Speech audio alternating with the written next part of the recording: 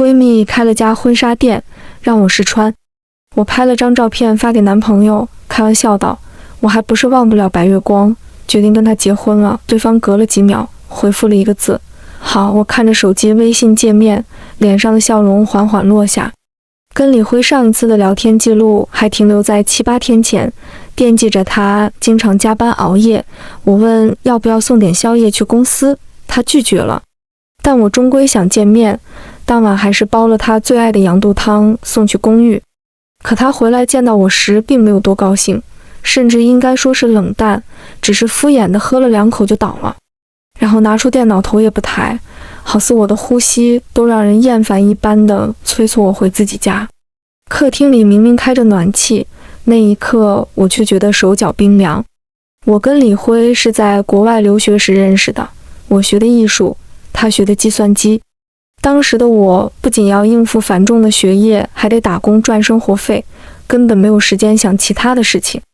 所以当他跟我表白时，我没有同意。即便如此，他还是一直默默陪在我的身边。那年波士顿下了一场暴雪，导致地铁停运，他背着我生生走了2个小时才回到学校。看着他被冻得满是疮的双脚，我心软了。之后我们恋爱3年，他为了赶上国内互联网风潮，提前休学回国创业。因为时差和工作压力，我们的联系越来越少。等我毕业回来后，我曾试探地问过他要不要结婚，但他每次都说要等自己事业有成，不着急。我愿意等，可是不知道他还需不需要我。如今这个好字倒是让我认清了些现实。我们2个都是彼此的初恋，根本没有什么所谓的白月光。他分明知道是个玩笑，还这样回答，怕是连最后的样子都懒得做了。也是，他从来不在没有意义的事情上浪费时间，更何况现在又出现了一个貌似更有资格站在他身边的女人。我的孪生姐姐江琴，他们的相识可还多亏了我的牵线。当时江琴刚毕业要找工作，虽然他就读于国内最顶尖大学的计算机系，可也只是勉强毕业，实际操作非常差，根本通不过能入他眼的大厂考核，这就导致毕业几个月了还是找不到工作。李辉为了在我父母面前表现，便主动提出让江琴去他公司学习过渡的建议。一向高傲的江琴竟也同意了。刚开始，李辉只是看在我的面子上给江琴安排了闲职，2人鲜少有交流。后来李辉公司出现了2次程序上的危机，都是江琴帮忙解决的，他便把人调去了核心部门。而我们2人的见面的话题也从生活趣事变成了江琴、江琴和江琴。我有抱怨过，但他却觉得我不可理喻。江琴帮我了这么大的忙，我夸2句怎么了？你一个学艺术的大小姐根本不懂我的辛苦。再说了，她是你亲姐姐，我还能跟她怎么样吗？他嘴上说的义正言辞，可行为上却完全不是这么一回事儿。他对于接送我回家这件事情变得积极起来，每次还都主动送到门口。可明明是来见我的，他的目光却总越过我，下意识看向别的地方。不管家里还是车上，都多了一些奇怪可爱的小东西，而这些东西几天前我同样在江琴的房间里看到过。这些偷偷摸摸的小动作让我觉得心里很膈应，但我知道就算说出来，李辉也会有各种理由反驳，我倒是成了那个无理取闹的人。因为刚入职新公司，我的工作很忙，有时候连睡觉的时候都没有，但我总会尽量配合他的时间，2人1周至少见1次面，就跟当初在国外一样。1个月前，我预定了一家心心念念很久的餐厅，打扮得很漂亮，对晚上的见面充满期待。可吃了半小时，他几乎所有的时间都在摆弄手机，嘴角还时不时上扬。我问他是不是有什么好事，他却立刻将手机锁屏反扣在桌上，迷茫地问我说了什么。再过一会，他就以公司有事情为理由匆匆离开，临走前还打包了份意面，说晚上加班吃。同一时间，我却在朋友圈看见江琴发的朋友圈，图片上是堆满文件的办公桌，角落里不经意露出了吃剩半块的面包。文案上写着加班加班，为了给李老板买别墅努力奋斗，语气调皮又娇俏，是李辉最喜欢的类型。点进下方点赞共有却陌生头像用户的主页，发现这人的备注居然是亲爱的男朋友，他什么时候换的头像我都不知道，换掉的还是我们刚在一起时我特意画的情头，笔触稚嫩却色彩斑斓。我麻木地咀嚼着嘴里昂贵鲜嫩的牛排，却什么味道都尝不出来。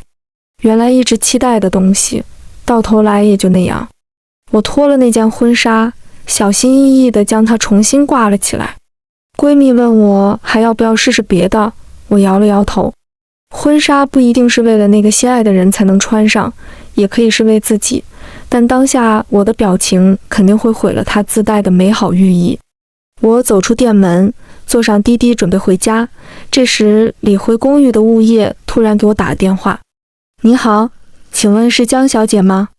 刚才外卖送来了一个蛋糕，本应该送上门，但是今天小区检修，外来人员不让进，您方便来1楼取走吗？我愣了一下，细细密密的喜悦从心底钻了出来，身体也跟着轻盈了起来。没想到李辉还记得今天是我的生日，没有提前告诉我，难道是想给我个惊喜吗？但是他可能也没想到外卖不让进门，又正巧他公司忙，当初给物业留的电话都是我的。好的，我马上来拿，谢谢您。我挂了电话，立马修改了目的地。原来今天的天气这么好吗？我刚刚居然都没有发现。闺蜜的店离公寓不远，不过10来分钟就到了。刚下车，我就看见李辉的奔驰停在不远处，车子的副驾驶上放着一大束惹眼的红玫瑰。我忍不住勾了勾嘴角，走到1楼物业门口，正巧听见里面的对话。1201的李先生，对，这是您的蛋糕，麻烦了，本来想送到公司的，谁知道把地址填错了，我的心脏咯噔了一声，扶在门把的手也僵在原地，推也不是，手也不是，原本的好心情顿时荡然无存。我怎么就忘了呢？今天是我的生日，也是江琴的生日。李辉走出来看见我时十分讶异，下意识的就将蛋糕往身后藏了藏，问道：江姐，你怎么在这儿？我无力的笑了笑，不然呢？真跟白月光去结婚吗？他张了张嘴，又不知道说什么，隔了好一会才说：今天公司有人过生日，我们中午聚餐，有什么事情等我回来再说行不行？你乖一点。我今天也过生日，我冷冷地看着他。李辉愣了一下，好似脑袋被人打了一拳，才刚刚想起这件事情。抱歉，公司最近实在是太忙了，我忘记是今天了，要不我给你买束花。你给你妈妈买花会问吗？不会。你给你女同事买花会问吗？不会。那为什么给我买？你要问呢？男人面对逼问，只要答不上来，或者心里知道自己做错的，就会开始发脾气。李辉也不例外。他蹙着眉，表情逐渐不耐烦。你又来了，每次都要搞得大家不开心才满意吗？忘了你生日确实是我的不对，但我都道歉了，你还想怎样？说着也不等我反应，丢了句回来再说，他就匆匆离开了。我独自站在原地，却好像一点也伤心不起来了。是从什么时候开始我习惯身边有他，又是从什么时候起我开始习惯被他丢下了呢？我去了李辉的公寓，只是几天没来，却好像又陌生了很多。之前经常留宿，房子里有很多我东西，我拿出行李箱把它们都一一打包好。那些曾经一起买的小东西、纪念品都被我扔进了垃圾桶。我蜷缩在沙发上，迷糊之间好似回到了几年前的波士顿，可还没等我看清里头人的模样，我就被阳台的风给冻醒了。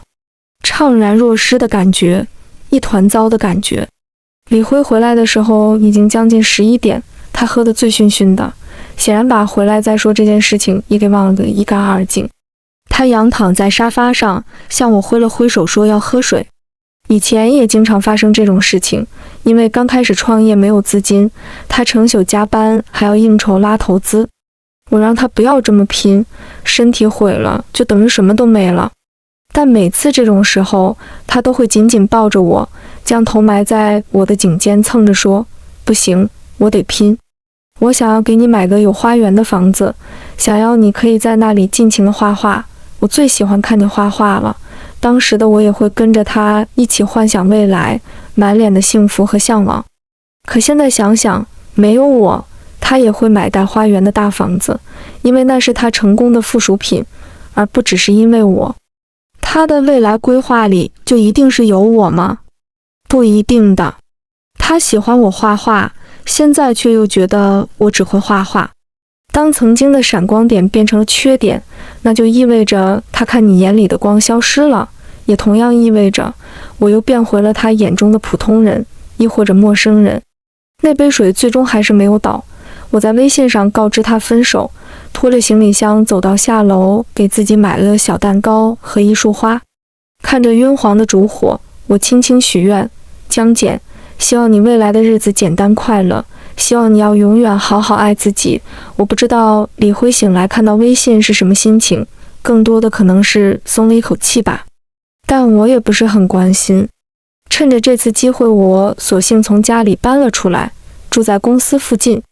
从前是因为爸妈家离公寓更近，为了方便过去，我才一直没有独立出来。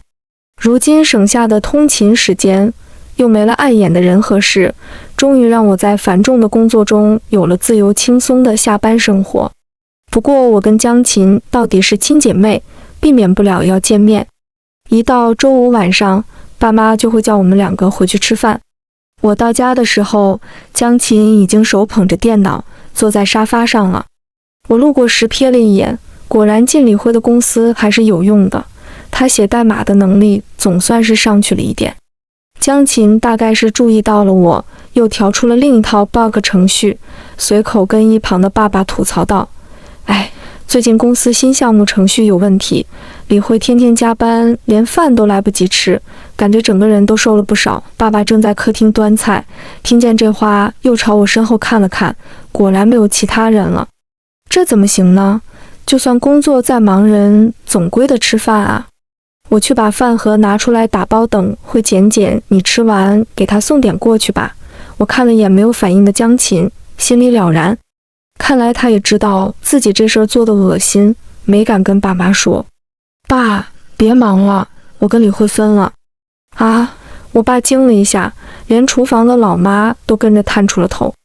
你们这不都准备结婚了吗？怎么还闹分手了？是不是他工作忙顾不上你？我靠着沙发似笑非笑，他跟公司里的小姑娘处上了，我就分了。爸妈怎么也没想到会是这个原因，拉着江琴这个同公司的人就问情况。但即便后者再怎么否认帮着李辉说话，在爸妈心里，李辉也从一个励志的年轻人沦为了渣男形象。爸爸扯着鸡腿的时候都嘀咕着下次看见李辉定要给他点教训，江琴的脸色更是一言难尽。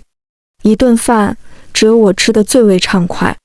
晚上洗好澡，江琴在房门口把我拦着下来，她盯着我看了很久，眼神是一如既往的讨厌我。我知道李辉在国外的时候跟你谈了很多年，被我抢走你不甘心，但明明是你主动提的分手，为什么还要说跟爸妈说那样的话？你就这么见不得我幸福吗？好像是要极力证明些什么。不等我开口，他又说道：江简，你得认清事实，不管李辉当初多喜欢你，现在跟他在一起的人是我。为了我，他可以随时把你抛下，毫不犹豫改掉你们的情侣头像，甚至他亲口跟我说过，比起你，他更希望有我陪在他的身边。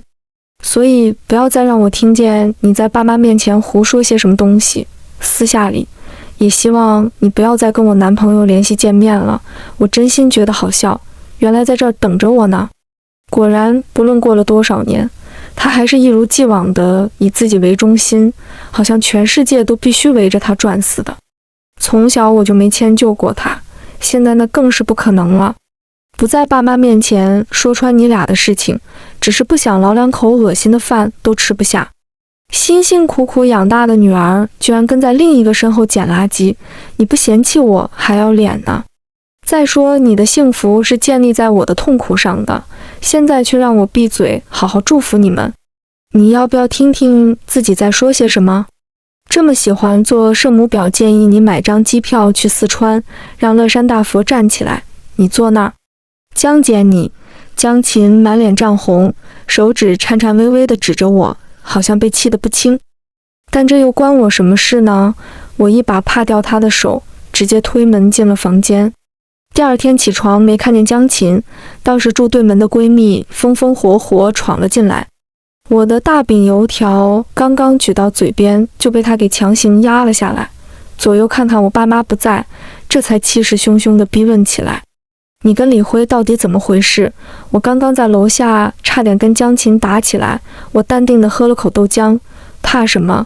就他俩小鸡仔一样的身板，你一巴掌能扇他们3米远。闺蜜白了我一眼，你少给我插科打诨。我刚在楼下看到李辉车，结果副驾驶上的居然是江琴，她还趴在你男朋友怀里哭呢。我吓得以为做梦还没醒，冲上去就要这对狗男女好看，结果江琴居然说你跟李辉早分了，这是怎么回事？我怎么没听说？难怪一大早就不见人影，原来是迫不及待告状去了。江琴想要我跟李辉完全断了联系，自然是要让他更加厌恶我，所以不用想都知道他会怎么乱说我。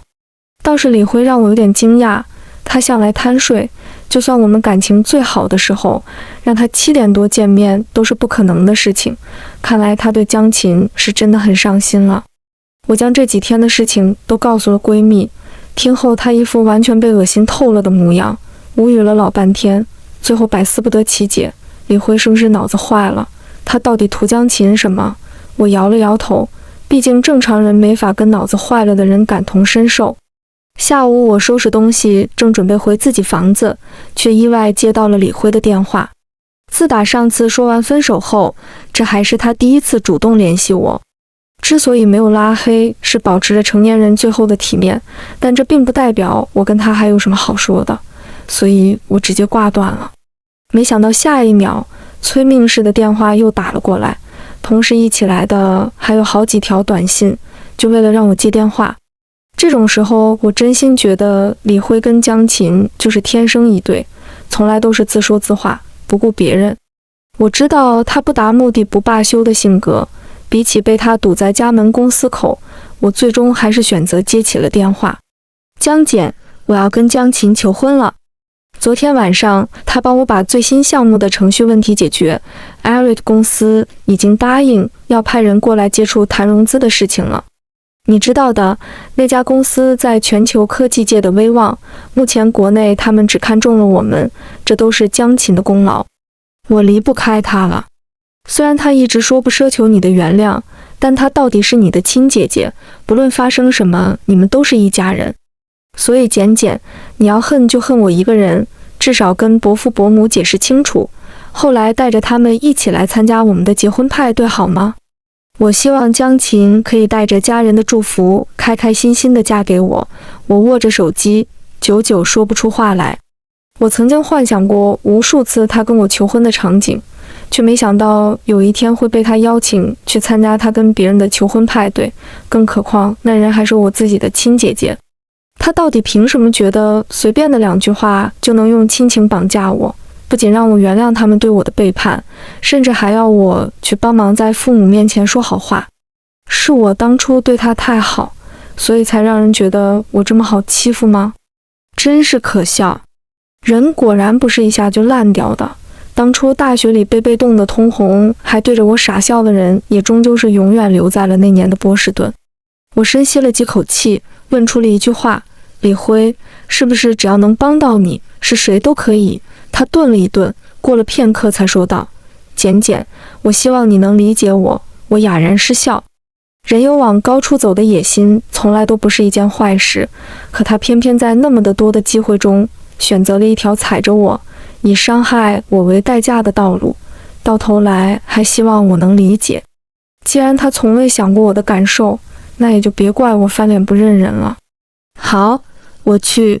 七为了给江琴浪漫的惊喜感，这次求婚李辉直接包下了星级饭店的顶层花园。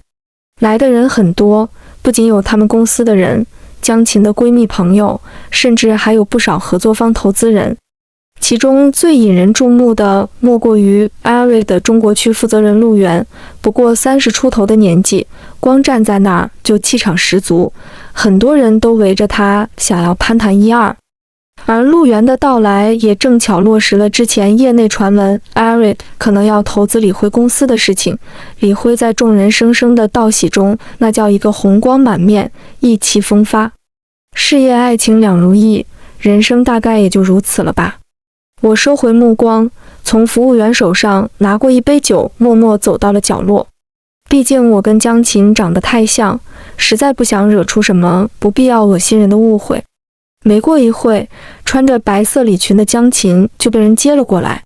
她进场的一瞬间，头顶巨大的蝴蝶结丝带被扯开，色彩斑斓的花瓣漫天飞舞，整个空中花园变得浪漫又梦幻。众人都止不住地发出惊叹，而江琴更是双目含泪，惊喜地话都说不出来了。李辉趁机拿出戒指，单膝跪地：“琴琴，今后的日子我一定每天都让你过得跟今天一样幸福浪漫，嫁给我好吗？”江琴感动得一塌糊涂，毫不犹豫地点下了头。两人在四周起哄欢呼中拥抱接吻，一切都如所想的一样。求婚很顺利，接下来就是招待众人吃吃喝喝。江琴作为未来的准老板娘，自然也不会放过这么好的社交机会。谢过朋友同事后，便跟着李辉来跟各位投资人敬酒。很奇怪的是，原本对其他人都很冷淡的陆源，竟然主动跟江琴打了招呼，这让他受宠若惊。李辉想了想，可能是因为前段时间商谈的时候，他提到过江琴写程序的事情。陆源本身也是学计算机背景出身，更是师从大能，这样的态度，他不是非常看好江琴。有了这一想法后，李辉更是觉得自己捡着宝，语气中都不自觉带上了点骄傲。对了，陆先生，听说贵公司的技术顾问最近又拿了国际奖项，若是日后进场定是琴琴跟他对接，能不能提前帮我们介绍认识下，也让琴琴跟着学习学习呢？陆源愣了下，表情一时变得奇怪起来。提前认识？你们不是本来就认识吗？李辉愕然，您在说什么？我们怎么可能认识这么厉害的人呢？陆源，李总你知道的，Arid从未投资过国内小型企业，更不用说接触类似您这种刚起步创业的公司。若不是我们技术顾问大力推荐，就根本不会有我们今天的会面。可是您这刚跟他亲姐姐求婚，转头就说跟他不认识 ，Jane， 这到底是怎么回事？陆源抬头看向正站在不远处的我，满脸疑惑。而李辉在听见我的名字时，脚步踉跄了一下，不相信道：“陆先生，您开玩笑吧？江简就是个学画画的，怎么可能是 Arid 的天才程序顾问呢？”陆源听到这里，大概也是猜出了些什么，解释道：“李总，我没有开玩笑。虽然江简在大4的时候才正式开始学计算机，但是他的专业技术水平很高，不仅师从麻省理工 Libet 教授，更是在国际上拿奖拿到手软，被我们老板破格招录。你对他的怀疑实在太侮辱他的才华了。”四周几乎都是业内的人，也忍不住纷纷议论了起来。大4才开始学的，江琴也不过就刚毕业吧，那他妹妹岂不是差不多岁数？这是天才吧？而且前段时间那个国际大赛难度逆天啊 ，Libet 教授啊，那可是现在全世界计算机领域最牛的人了，他居然是 Libet 的弟子。等会我趁机摸摸他的手，沾一点代码神的力量，不过分吧？重点不是这个好吗？重点是我们以前的老板娘就是江简啊。后来因为江琴来我们公司，又解决了几次公司危机，老板就跟他在一起了。哈，真的假的？我一直觉得老板看上江琴是他眼瞎，现在知道他从神换了个神经之后，我又觉得他俩挺配。以前我还很奇怪，江琴明明最简单的代码都写不清楚，怎么解决那么大的程序漏洞的？现在知道他妹妹是 Eric 技术顾问后，我都开始怀疑那些代码到底谁写的了。周围的议论声音越来越大，而江琴的脸色也跟着越来越苍白，他死死地瞪着我，那眼神几乎要将我看穿。我无视他，转着一只 U 盘走到人群中央。既然李总对我的身份这么怀疑，不如就亲自试一试吧。这里有一套我写的代码 bug， 不难，甚至可以说跟你们之前项目 bug 雷同。只要你们今天能在现场修复，证明你们公司有保证程序运行的能力，明天我就带人入场尽调，推动投资进度。其实有陆源这么信誓旦旦的保证，李辉早就信了我的身份不一样，哪还需要什么证明？本以为 Eric 的投资注定没戏了，却不想峰回路转，我竟然会不计前嫌地给出这样的机会。他死气沉沉的心立马又跟着跳了起来。现在不是想东想西的时候，他还有江琴，只要先过了这一关，把 Eric 尽调拿下来，投资的事情我看在以钱份上也一定会再帮他的。说来这地方也是真妙，原本大多用来举行婚礼和晚宴，所以电脑直接链接大屏幕。等我将 U 盘插上去，所有的代码也全都显示在了众人面前。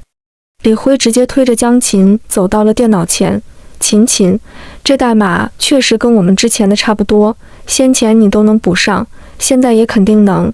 江琴看着站在不远处的我，悄悄松了一口气，点头道：放心吧，阿辉，我可不会像某些人藏着掖着地刁难你，我肯定会帮你的。说着，还朝我挑衅地扬了扬下巴。可他这个的死劲也没超过几分钟，刚开始他敲键盘的动作还有如神助，代码清晰，只是明确，连路员都忍不住探头细看。可下一秒，他整个人就突然僵住了，因为他看见我缓缓向后退了几步，正好超过他10米范围之外。而在这个距离，他是听不到任何我心里的声音的。没错，江琴可以听到我的心声。这也是在李辉公司项目第一次出现问题时我发现的。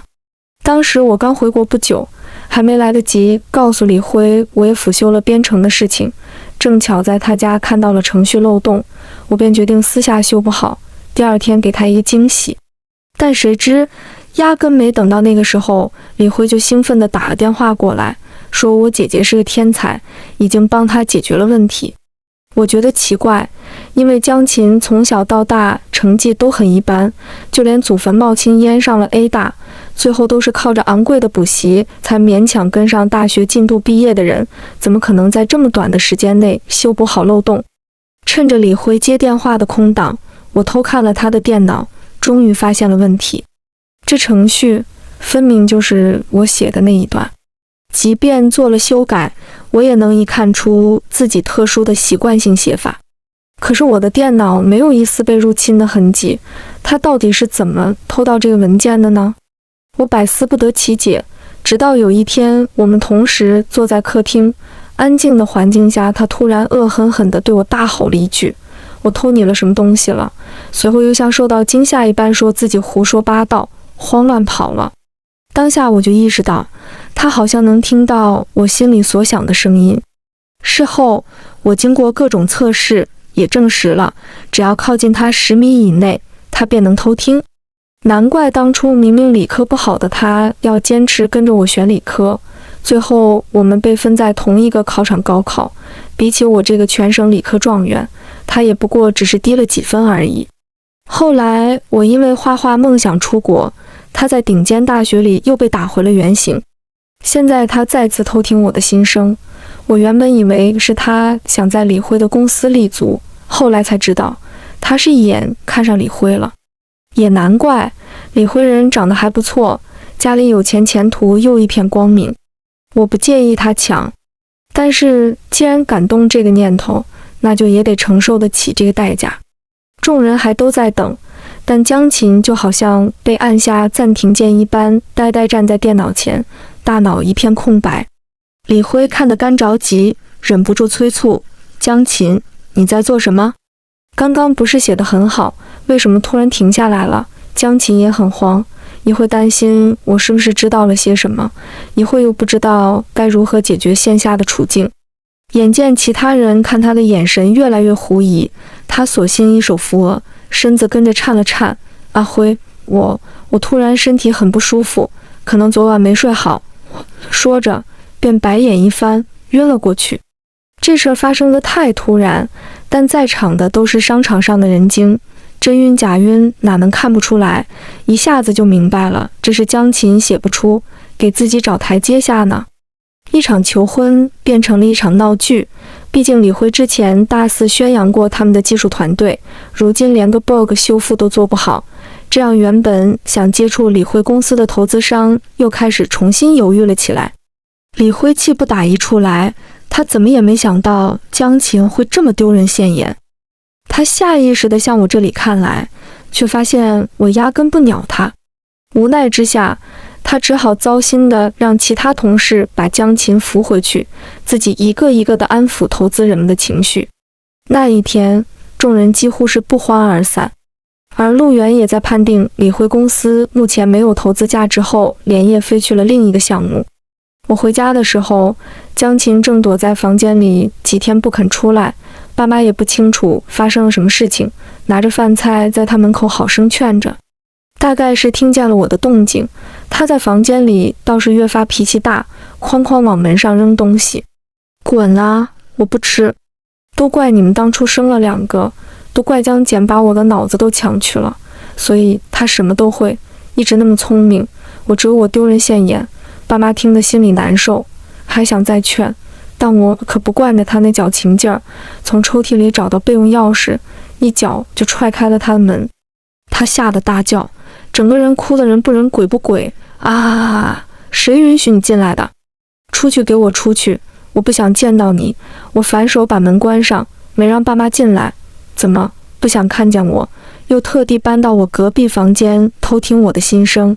你以为自己演变态电影啊？他错愕了一瞬，恨意不断涌现了出来。果然你都知道。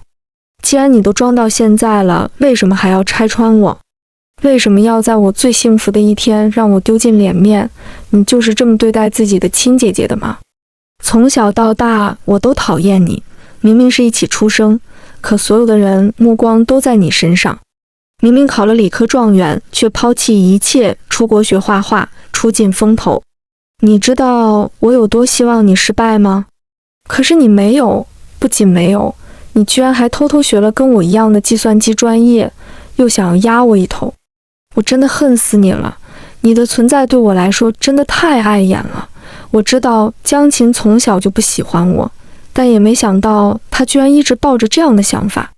国内这样的大环境，不要说家里有一样大的小孩，就算是路上出现2只狗，都有人会给他们做美丑胖瘦的比较，所以太在乎别人的看法实在没必要。但显然江琴不懂，还试图把一切都怪在我的头上。首先是你先偷了我脑子的东西去实现自己的利益，我要不要拆穿本身就是我自己的权益。在你拿亲姐姐压我的时候，要不要先想想你对亲妹妹做了什么？其次，我聪明，那是我每天刻苦学习换来的。在你吃饭睡觉和闺蜜出去逛街的时候，我都在学习，而踩着我的肩膀去到 A 大的你，这4年又在干什么？就算是猪整天对着电脑，拿头上去滚一圈，也都能打出几行代码了。怨天尤人，到处甩锅，你怎么不求求老天保佑全天下人死光只剩你一个？这样你就可以唯我独尊，谁也碍不着你的脸了。见他被我骂得要哭不哭，我也懒得再和他浪费口舌，转身正准备开门离开，却不想他又犯贱似的来了句：江简，别以为你有多厉害，李辉最后还不是喜欢我。我给了他个白眼，当着他的面拨通了李辉的电话。对面秒接，男人的声音温柔的几乎能掐出水。喂，简简，发生什么事情了吗？你是不是终于肯原谅我了？你一定要相信我，我真的不爱江琴，我爱的一直都是你。要不是他装模作样的作假写程序，我又怎么会受他的骗？我们相爱了4年，简简，我一直都我不耐烦地挂断电话，又把人重新拉回黑名单。听见了吗？这就是你炫耀的男人，一个能被你从别人手里抢走的垃圾，能到好哪里去？傻子！说完我就走出去，关上了门，也把他鬼哭狼嚎的声音隔绝在了身后。李辉事后又来找过我几回，说的无非都是想要复合的话。我真的很佩服他这种能装作什么事情都没发生，还能一心在我面前演深情的精神，但他确实太低估女人的报复心了。我可以为了爸妈不去管江琴的死活，但我好像从来都没说过要放过他吧。就在他每天到我家楼下乱跳的功夫，我已经和陆源调查完了另一家同类型公司，并进行技术资金投资。不过短短几个月便追赶并吃下了李辉公司项目的一半市场。终于他意识到了不对，开始把心思从我身上又转回了公司，但那时候已经晚了。市场就是这样，只要风口在你脚下，便是猪都能起飞，而你一旦被丢下，再想赶超就难了。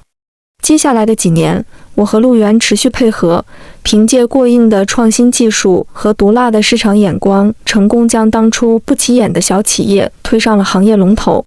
我成了行业内最炙手可热的人，当初被嫌弃说只会画画的大小姐，如今也成了人人都要尊称一声的江总。等我再想起李辉的时候，业内早就查无此人。听说当初他为了补足资金链，竟直接下药把江琴送给了60几岁的董事。江琴怎么也没想到，先前还对他柔情蜜语的男人，转头就成了这种人渣。吃了大亏的他，当晚就利用职务制便把公司的机密程序给公布在网上。李辉几年的努力被毁得一干二净，天之骄子一夜变成丧家之犬，李辉也彻底疯了。他觉得是江琴毁了他，拿着刀上门就要砍人。好在我爸突然回来，虽然江琴的命是保下了，但他最骄傲的脸还是被划了好几刀毁容了。